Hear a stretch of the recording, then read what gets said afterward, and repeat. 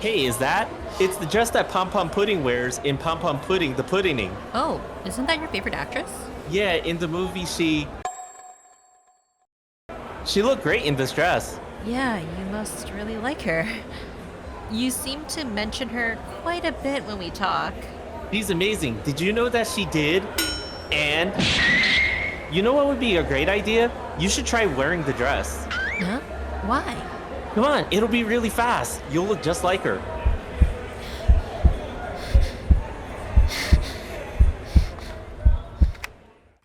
I've always had a weird relationship with the concept of love. On TV, it was always so simple. You find someone you fancy, and a few episodes later, you're locked into your forever partner. Growing up with Disney and other fantasy stories, I've dreamed of the day of being whisked off my feet to my happily ever after. And while I had this fantasy in my head, I had a really big problem. How exactly did people get into relationships, let alone find people they're interested in? In my first relationship, I clearly still had difficulty understanding the concept. A friend I met through an anime convention, and I decided to try a relationship, mostly because I was flattered that someone asked at that point, which may already be a red flag to you, but bear with me here. I think early on he was quite affectionate, wanting to kiss, say the L word, assert his manliness. Meanwhile, me refusing his kisses, saying I appreciated his feelings, and I didn't really feel anything when he tried to defend my honor in games. When I finally broke up with him, I honestly felt really guilty. I just wasted this poor person's time simply because I didn't really care. I also had a couple friends calling me out for being too conservative or passive when I talked about my experiences with them. It was from this point on that I decided that if I were ever to get into a relationship again, I gotta give it my all. 3 years after my first relationship and in my final year of university, I was ready. Ready to meet someone, ready to give love a chance, ready to sign up for an online dating profile. Look, despite meeting quite a few people in university, I was incredibly quiet. I was that person that rarely hung out with friends outside of class. I usually preoccupied my time with homework, video games, or sewing costumes. But this wasn't a big deal. I'm sure I'll meet someone. Anyone? Downloading, uploading, right swipe, left swipe, old people preying on unsuspecting youths to people that simply acted too immature. Hi and no responses, coffee dates, and the booty calls. Surely this isn't all I have to look forward to, right?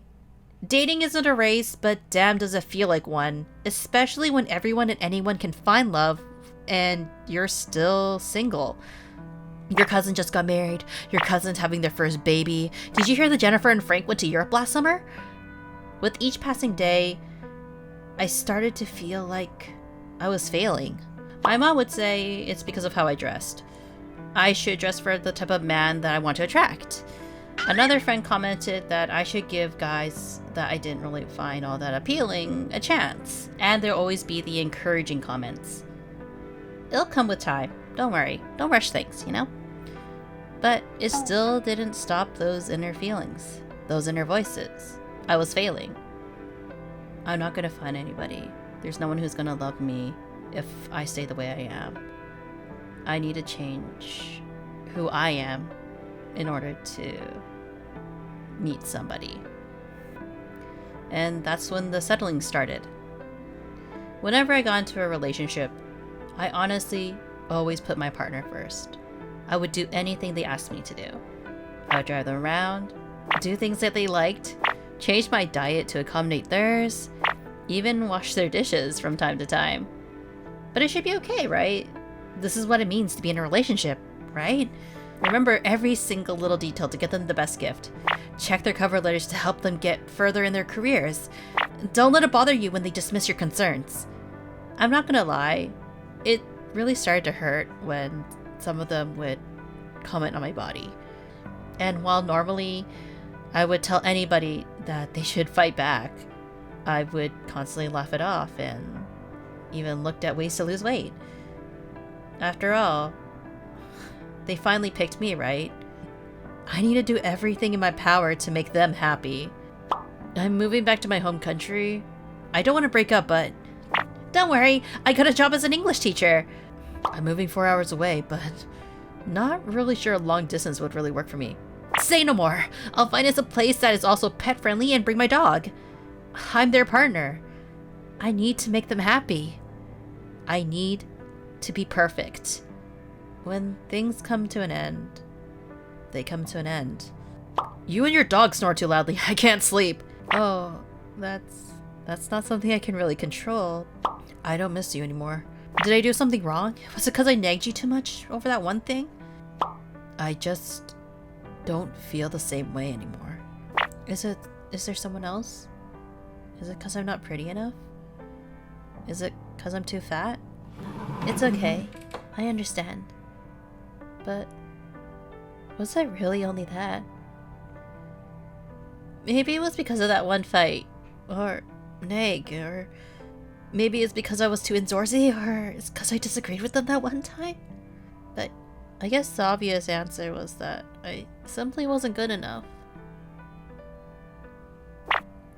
After all, who would want this flawed person? Do I even deserve love? Hey, you look really pale. Is everything okay? I'm sorry. I'm not good enough. Looking back on that day, it really wasn't about the dress. I have a lot of unresolved issues, and unfortunately, I carried that baggage with me to my next relationship.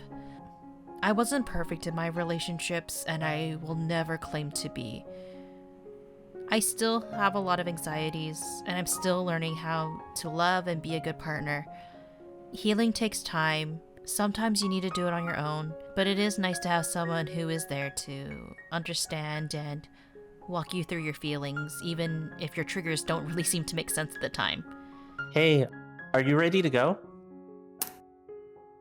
But I'm really glad that I'm able to find someone who can really help me move forward.